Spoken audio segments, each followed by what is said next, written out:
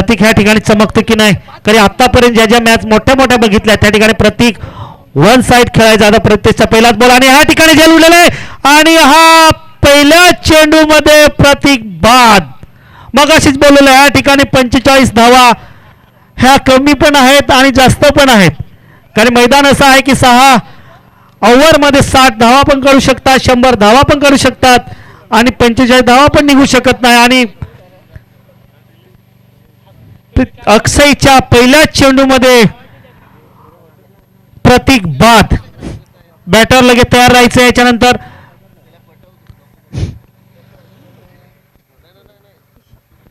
Next batsman तयार राहायचंय. बघूया पुढचा फलंदाज मैदानात कोण येतोय. अक्षयच्या पहिल्या चेंडूमध्ये पहिला गडी बाद. ह्या ठिकाणी मला वाटतं केसरी आयकॉन वर्सेस आयकॉन मैदानावर आता सामना रंगणार आहे. एका बाजूला अक्षय, एका बाजूला केसरी. कशा प्रकारे खेळतात बघूया. 45 धावाचं हे टार्गेट पूर्ण करतात की नाही. तलाशे त्यांना थांबवते की उफलाट पूर्ण करते. पहिल्या चेंडूमध्ये पहिला गडी बाद. दुसऱ्या चेंडूमध्ये कशा प्रकारे खेळू करतात केसरी आयकॉन वर्सेस आयकॉन.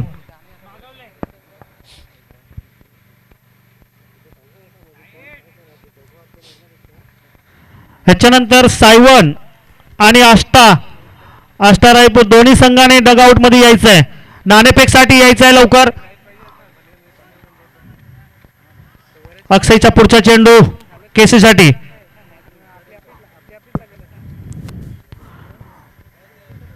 पहिल्या चेंडूमध्ये गडी बाद. दुसऱ्या चेंडूमध्ये कशा प्रकारे केसरी खेळून टाकतात. आणि मला वाटतं ह्या ठिकाणी सायवन आणि आष्टा नाणेफेकसाठी यायचंय. कर्णधार आष्टा संघ कर्णधार यायचं या ठिकाणी Pramod Borsa sir.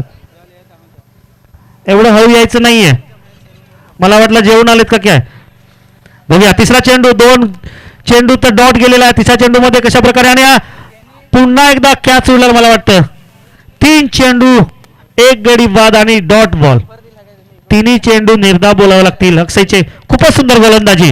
Icon versus icon हा चाललेला सामना.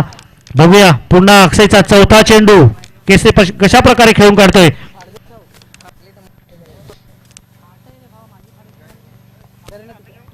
आणि हा मला वाटतं पुन्हा चौथा चेंडू सुद्धा डॉट. हीच खरी सामन्याची गंमत आहे. कारण की हे मैदान असं आहे की कमी रन असेल ते चेस होत नाही, जास्त रन असेल ते चेस होतात. मी अरुण कालल ह्यांना विचार करतो. नाणेफेक करून घ्यायचे आहे सायवन आणि रायपूर. प्रमोद बोरसा सर. बघूया पुढचा चेंडू आणि हा खूपच सुंदर गोलंदाजी अक्षयची या ठिकाणी. कारण की आपल्याकडे धावा कमी आहेत तर अशा प्रकारे कंजूस गोलंदाजी आपल्याकडे पाहिजे. ह्याला खरं सांगता जेवढे कमी धावा तेवढे कमी रन द्यायचे. शेवटचा चेंडू मला वाटतं ह्या ठिकाणी ह्या स्पर्धेमधील पहिलं षटक असेल ते पूर्ण एक सुद्धा रन झाला नाही. आणि ह्या ठिकाणी पुन्हा मला वाटते ही पूर्ण ओव्हर डॉट. मेडन ओव्हर स्पर्धेमधली पहिली मेडन ओव्हर अक्षयच्या नावावर राहिला या ठिकाणी. कारण की ह्या मैदान असं आहे की कधी मेडन ओव्हर जाणार नाही. पण ही अक्षयने मेडन ओव्हर टाकून आपला दावा ह्या ठिकाणी ठोकलेला. बघूया